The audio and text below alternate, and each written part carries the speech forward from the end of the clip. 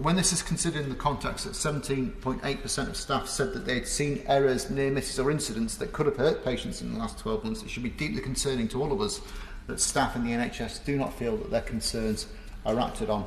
And as the Honourable Member for Norfolk North mentioned earlier, Junior Dr Chris Day was a very prominent example of someone who blew the whistle and was treated then appallingly. He raised legitimate concerns about staff ratios, but then lost his job.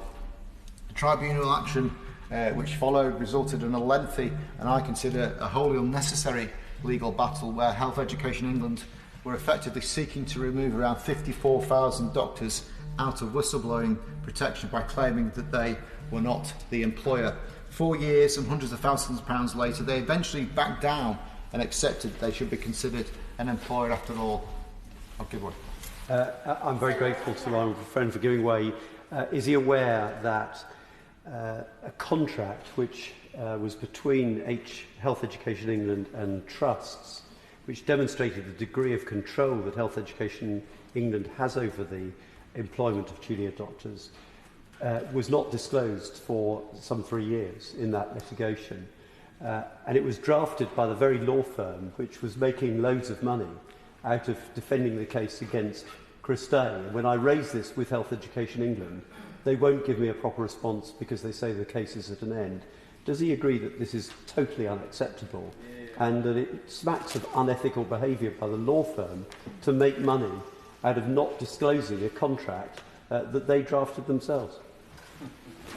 Thank my honourable friend for his intervention. I think he absolutely highlights a really important point. And I will quote what Sir Robert Francis said in response to that.